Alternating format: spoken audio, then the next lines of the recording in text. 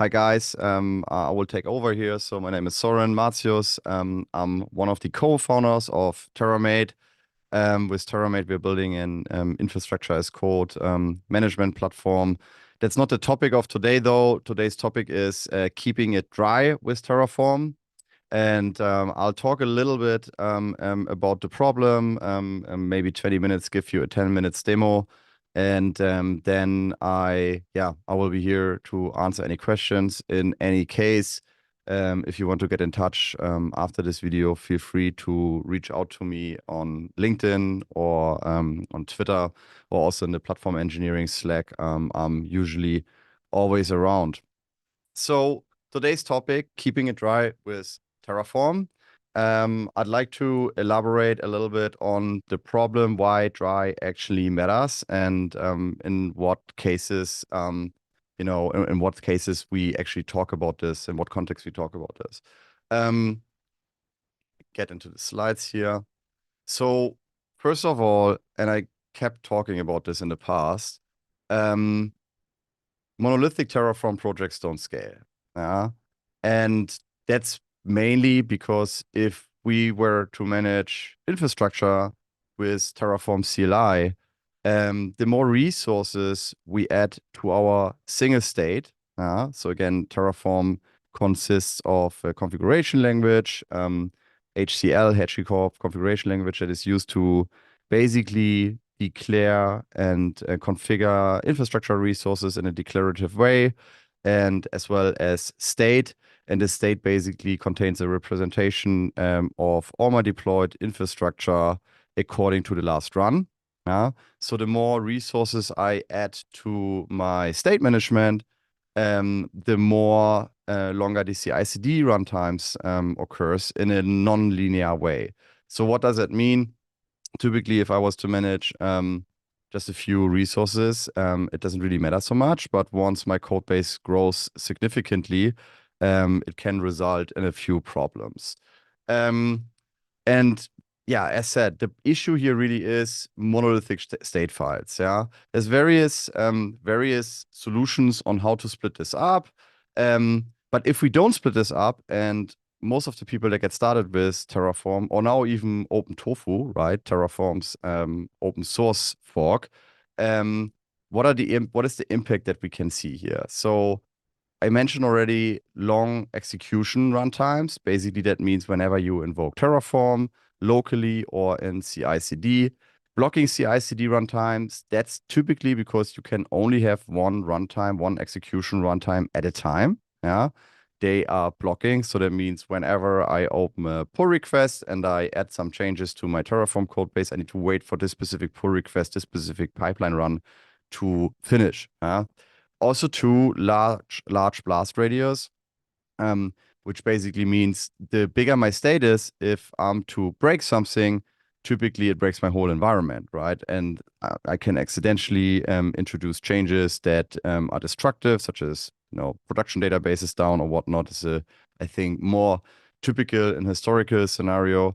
And then other symptoms that we see is basically ownership is very hard to manage if everything is in a single project or in a single state, sorry, and separation of concern is also a problem. So what does it mean? Typically, we want to split up monolithic Terraform projects at some point into stacks. And stacks are basically, let's talk about the symptoms first, sorry. When do we want to do that? So basically, the right point of time that I identified in the past is, let's assume you work in more than one environment.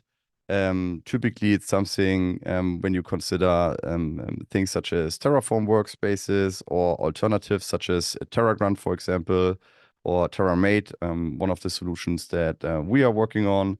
When your engineering and team size grows to more than 3 to 5 developers, and when you see CI/CD runtimes that are larger than 10 minutes. At this point, I already mentioned various solutions exist. I'll give you a demo with something that I'm working on. It's an open source project in that space. Terramate CLI, which is basically an infrastructure as code orchestration tool that is infrastructure as code agnostic. So it supports Terraform, OpenTofu, Terragrant, Kubernetes, and a few others.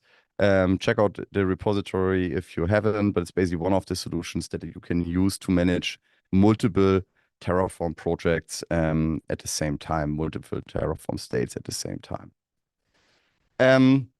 So what we typically want to achieve here, and if you remember on, I think, slide 2, we looked at this monolithic Terraform project.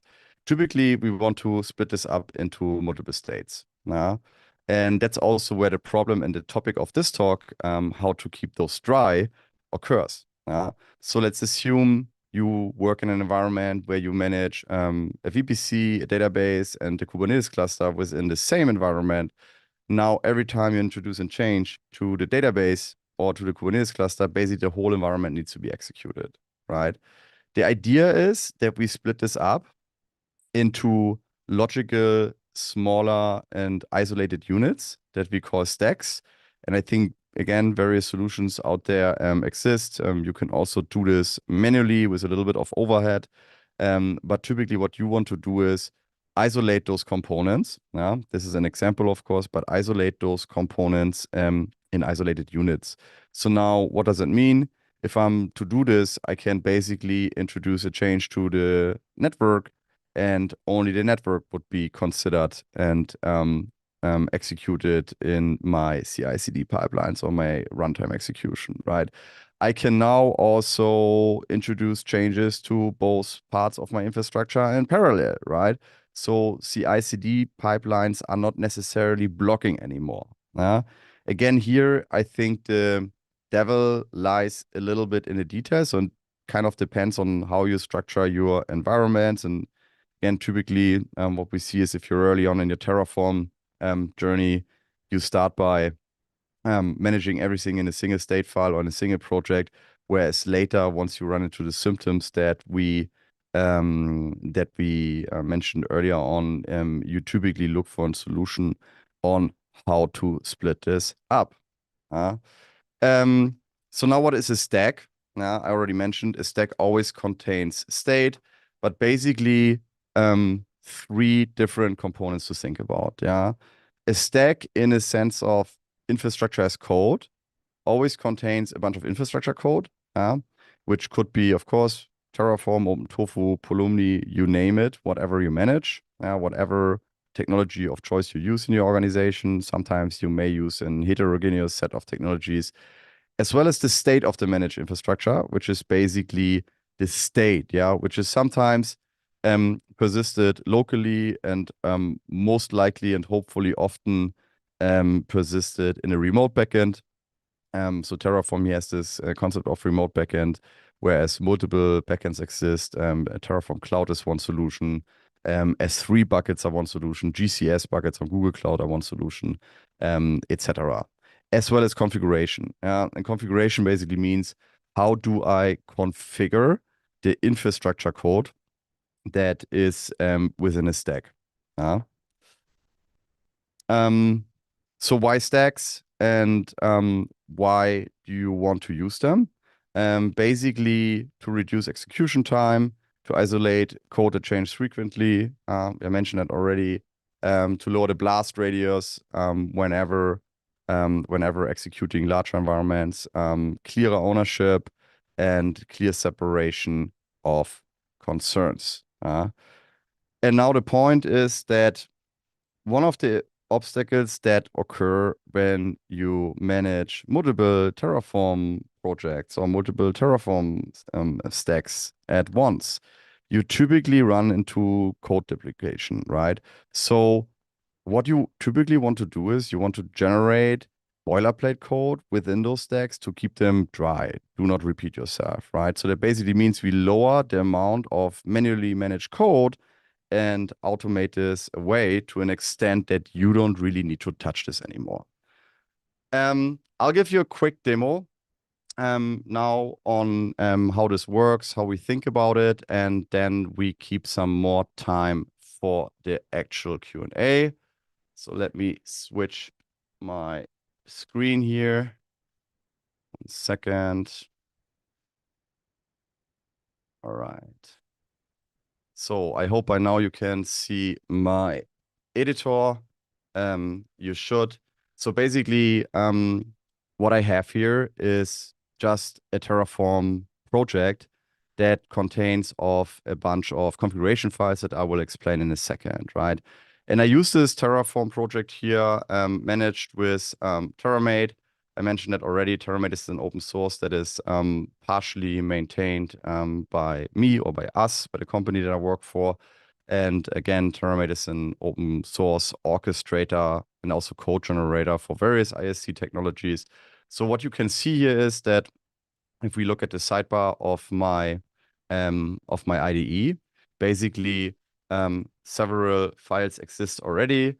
So we have a directory here, imports, a directory stacks that at the moment it's empty, a config, as well as an import.tm.hcl. Yeah. And what I want to show you is how, let's say, I want to start using various Terraform stacks, how I can actually do this. So in Terramate, there's a command called terramate create. You can see I tried this also before the demo to be not completely unprepared. And basically, a stack in Terramate accepts a tag. So in this case, I want to create a new stack with a tag Terraform added. Tags are totally free to be chosen by you. And I define a path here in which I want to create a stack. So in this case, it would be stacks AWS VPC main. And I'm executing this. So now what's happening is you can see this already by looking at my IDE. Basically, this command creates a bunch of files for me, as well as one directory, which is, again, this path stacks AWS VPC main. Okay. So what you can see here, we have an stack.tm.hcl within this directory, which basically contains a bunch of data. Yeah. And the way that we think about this here is essentially stacks and Terramate are configured using also two HashiCorp's configuration language. So we build on top of what's already existing and well known. Terramate extends this with its own language. We also offer a language server. You can see this here. If I remove, for example, the G in text, the IDE would recognize this as an error, and that's the language server that runs in the background, right? So now a stack comes with this stack block, which basically contains a bunch of attributes.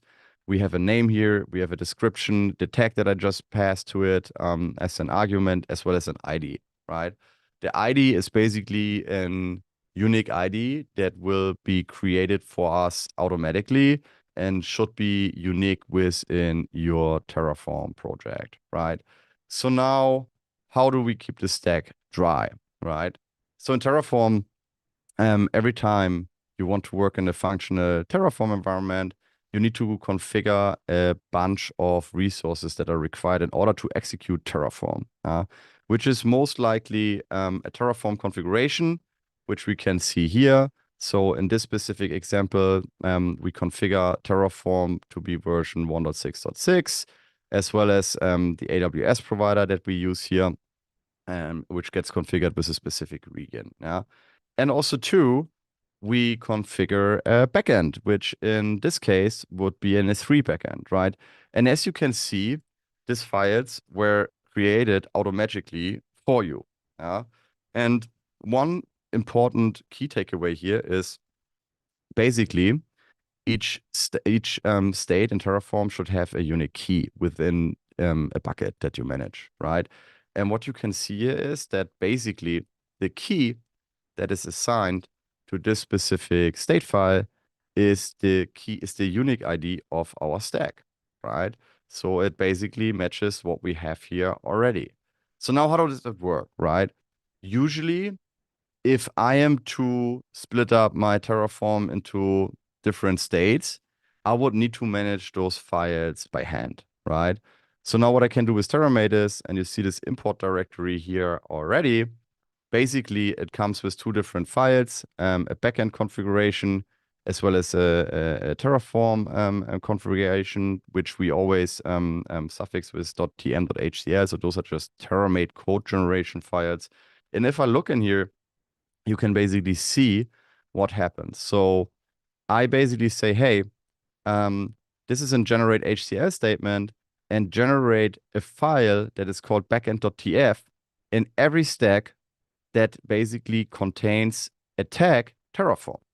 And this works because in the CLI, when I created this specific stack, I basically tagged the stack as Terraform. I could, of course, also tag it as Kubernetes, as Pulumi, or as whatnot, right? And now within this generate HCL statement, we use a construct that we call globals in Terramate, which is basically a way of hierarchically sharing data throughout our stacks. And it basically says, hey, some of those values here are configured on a global level. For example, the backend region, the state backend region, and the bucket name.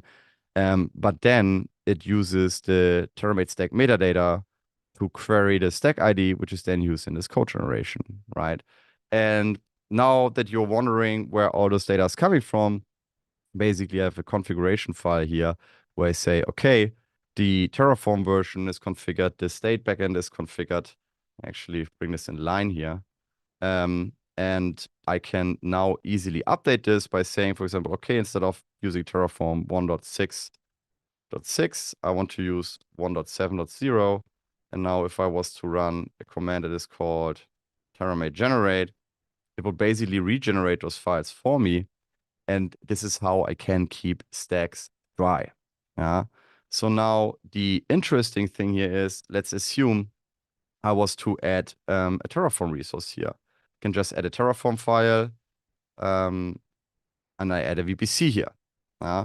So now what does that mean? I now have a fully functional Terraform environment that contains a backend configuration and a Terraform configuration. So it's dry. I actually never need to touch those files. And I have a resource definition here for a simple VPC on AWS. So now if I want to execute this, Terramate comes with a bunch of commands. I can basically say Terramate list, gives me a list of all my stacks, and I can say Terramate, you see, Terramate run, Terraform init. So for explanation, what I do here is I inject some credentials because I don't want to expose my AWS credentials here in the terminal. So what I do is I just pass this to the environment with AWS Vault, which is a very popular and common solution to programmatically manage credentials. And what you can see is that Terramate basically jumps inside the stack and it runs Terraform init for me. Oh, now I can see the Terraform core version that I defined here is not supported, which is probably because I'm on another version. So let's see and look at this. I'm on version 1.6.6. So let's change this back here to 1.6.6 and I run Terramate generate and those files are regenerated for me, right? You see this here. I go back in the Terraform configuration and it's set to the correct version. So now if I was to execute Terraform init within the stack again, now it would basically create this backend for me. You can see this here by initializing backend. And it would then also check out all the providers that are required for me to operate in this Terraform stack. And that's it. So now as a next step, I can probably just run Terraform apply, to roll out those changes. Again, Terramate run basically jumps in every single stack and executes whatever command in there. I could, for example, also run PVD inside those stacks, not a problem. This is agnostic, but let's run apply here. We'll wait for this to happen for a second. So we see here, this is a Terraform plan that I can now apply. I apply this and basically Terraform, just as it was in a native environment, creates those resources for me. Great. So now what if I want to manage multiple stacks, right? For example, I can just, for the demo purposes, clone the stack here, which I do with Terramate experimental clone, and then I just clone this from VPC main to VPC secondary. So now what we can see here is what basically happens is I have a second Terraform environment, a second VPC, if you want to call it so, that resides in this directory secondary. So now, if I was to take a look in my stack.tm.html, you can see that the ID was automatically updated for me. So that's basically Terramate here cloning the stack and realizing that this is a new UID that should be cloned. So it automatically updates it for me. And also, two, it runs the code generation, of course, to keep the stack dry. And it updates the existing code within the stack with the new ID. So now, let's say I want to deploy this VPC2. I'm just going to change the CIDR block. So for me to understand how many stacks are now in my environment, I can just say Terramate list, and it would show me both stacks. And as a next stage, I can say Terraform init. So now it would run again in both stacks, the first stack as well as the second stack. Initialize Terraform in here. Let's wait for this to happen.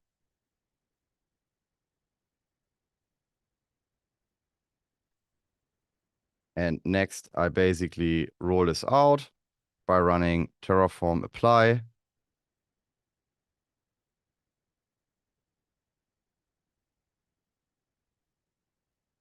Takes a second.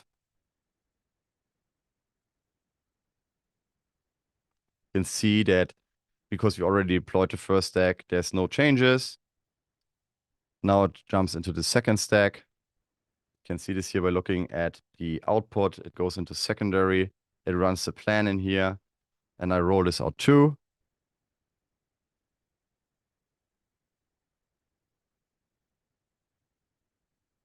And we basically have deployed two different VPCs on AWS using Terraform in two completely separate environments that have completely different states managed in a single state backend. So this could also be multiple state buckets, of course.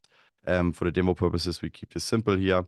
But what you can see is those now are completely isolated Terraform projects, right? So for example, I could also just execute something in let's say Terraform destroy in the first stack without ever jumping into the second stack. Let's wait for this. Oh, I forgot to inject the credentials here. So let's say this should run in stacks VPC main, and then we want to run Terraform destroy. Sorry for that. Of course, you need credentials here in order to be able to communicate with AWS. So let's have this finish.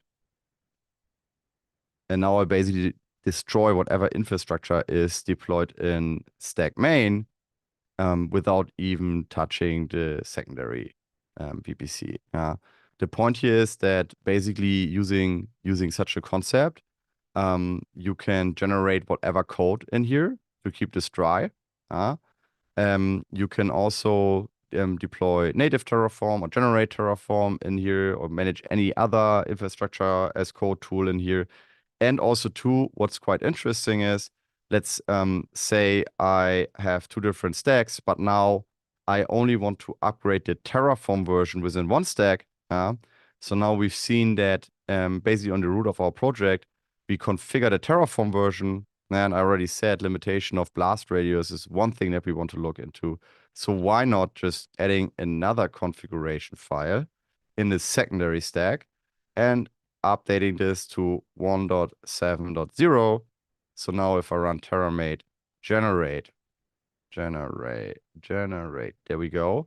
It would basically only update and bump the Terraform version within the code generated in the secondary stack compared to the main VPC where it would still reside to the old version, right? So it's a programmatic approach to basically separate Terraform environments into Terraform states into multiple environments and to keep them dry by dynamically generating code that you can basically, on a hierarchical manner within your file system override certain values that are used within this code generation to keep your code dry.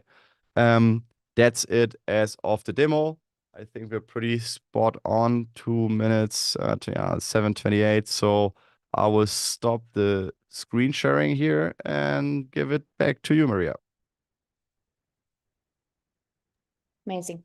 Thank you so much, Sören. And wow, you're right on time, 29.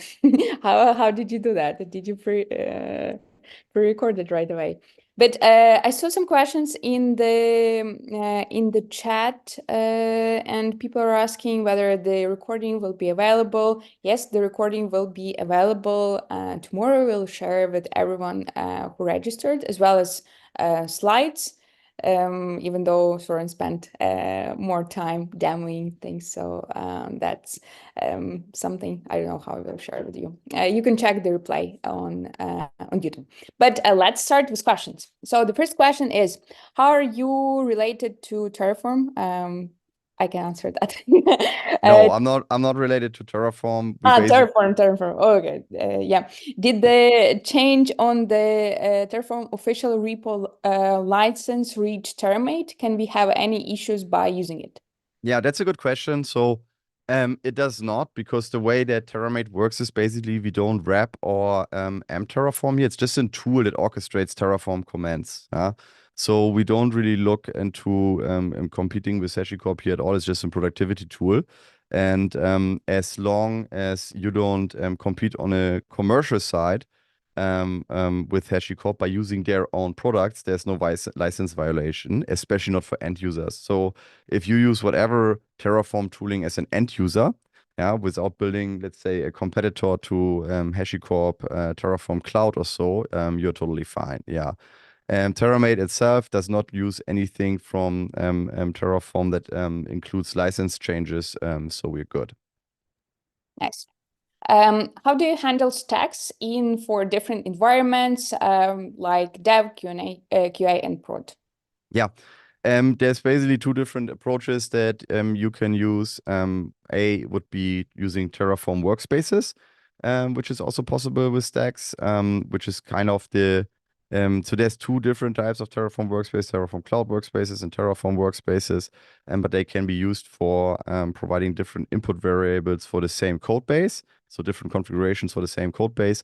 Or you would typically map them onto your file system, which is an approach that I personally prefer because it makes environments very easily browsable, which would then be you basically create different directories, environmental directories, region directories, whatever you think is best for you. Happy to discuss this also afterwards if you need some help here.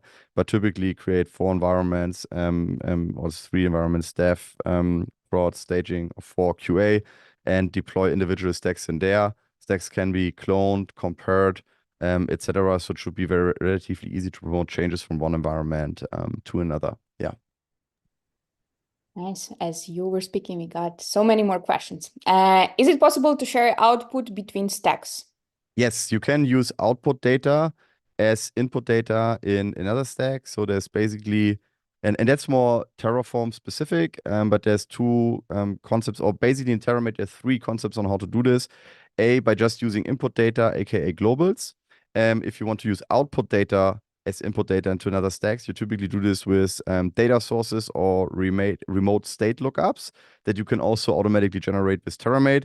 I didn't show this here in a demo for because we had half an hour.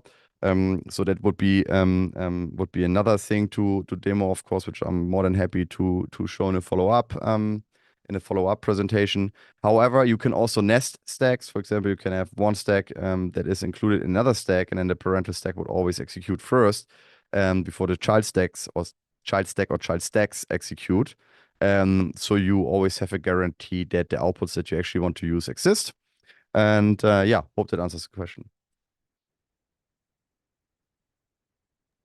Great. Can we use Terramate with local stack? I'm not sure what is meant by local stack in this concept, in this question, so I'm not really sure how to answer this question. Yeah, I know if you want to clarify, and we'll be able to get back to it. Next question is, how can I use this natively in Terraform, basically drive without Terramate? Yeah. So if there's basically and basically the following options. You would need to create those backend and Terraform configurations yourself by hand. Yeah. One option of doing this is, for example, using multiple Terraform projects. Just set up those, backends and Terraform configuration by hand, which is certainly possible. Or you use workspaces. However, if you use Terramate, I think what's interesting to know is that Terramate always generates native Terraform code, so you can generate those files locally and still invoke whatever is generated in your CI/CD. So you can use this as a developer tooling without giving it to any of your colleagues or so, just to speed up your local development flow. Otherwise, you would need to have this done by hand, yeah. Can you use different AWS provider versions in different stacks?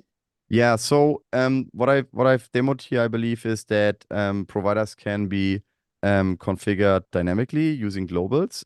So one very common scenario is, of course, that if you were to update AWS or any other provider to a new version, you would most likely do this in an environment that's not production, right? So you would most likely bump the version in dev first, roll this out, see if there's any changes that occur to keep the blast radius, hence business risk, as low as possible before promoting this programmatically to all other environments. Yeah, that's possible. Nice. And Anu just got back that there is a link if you want to check out Sören, but he's saying that they use Terraform with local stack, and they were thinking they can use Terramate. Okay. So local stack as an orchestrator here. Yeah, if you use local stack to orchestrate Terraform, you can use Terramate for the code generation only. Yeah. And we haven't integrated the orchestration with local stack. We actually never looked at that. So I'm not 100% sure how it works and if it was possible. Hence, I can't really answer this question. But if you just want to generate and optimize your code locally, you can do that. Yeah. Nice. Next question. I love problems. We face a problem when splitting our infrastructure into smaller Terraform states. Sometimes there are dependencies between different resources created by different stacks, which sometimes get into a loop of dependencies. Any advice on this? Yeah, that's a good question, which very much goes into the detail. Splitting up an existing infrastructure is pretty hard, so there's no one suits it all answer. Of course, you need to make sure, because it's an graph of dependency, that there's no cyclic references within your resources, but it's nothing that splitting up into stacks actually solve. The way that you could solve this is by making sure that dependencies always deploy, of course, before the consuming resources use that. But again, I don't think there's a straightforward answer that and that would answer this in one go. It's pretty use case specific. Yeah. Got it. Such a fantastic demo. Can Terramate be used with OpenStack? If so, I guess there is a documentation about it. Yeah, so we haven't implemented it with OpenStack yet, but we've seen people in the community doing that, so it should be pretty straightforward to set up. So all you basically do is Terramate has different capabilities, right? There's stacks, there's orchestration. It also has a change detection to detect whatever stacks contain changes only, which I haven't shown here at all. But instead of invoking Terraform directly in OpenStack, you would basically do this appending Terramate as a command. However, you can also, as mentioned before, just use it as an dev productivity tool locally to then whatever native Terraform or any other ISC too is generated by it, have it orchestrated and executed by OpenStack. Yeah. Well, very short question. Can we define the order of stacks? Yes. So the order of stacks is definable either by nesting stacks, whereas then the parental stack will be executed before any nested stacks. However, if you run into scenarios whereas you want to explicitly overwrite this. The Terramate block that I demoed earlier here has different attributes, basically before and after, to explicitly set dependencies that should run before or after a stack. Also, too, you can define dependencies that always should execute if the current stack executes, or dependencies that always execute the current stack if those are executed, which, for example, is pretty helpful. Let's say you use change detection to detect whatever stacks contain changes only. You can basically set a bunch of dependencies, for example, a JSON file that should always be considered, even if it's located outside the stack. Yeah. Nice. Probably the answer is yes. If I manually change Terraform code generated by Terramate, when it's regenerate, does it override my changes? Yes. So if you manually update this code and you run Terramate generate again, it will throw an error. It will not just override it. It will throw you a warning. The idea is, of course, that generated code you would not touch manually. That would somehow defend the purpose of programmatically managing it. So one best practice here is to just append it with an underscore, some sort of prefix like underscore generated or whatnot. However, you can, of course, initially generate files with Terramate and then just edit them as they were normal Terraform files, which they essentially are. Yeah. What language is Terramate written in? Yeah, so Terramate uses also HCL, HashiCorp configuration language. It's written in Go. So the actual project is written in Go, which is sort of the leading language in cloud native. However, the way you configure Terramate is used by applying HashiCorp configuration language. I believe I mentioned earlier in this webinar that we basically extended the language with more language constructs. So basically, it's a compiler.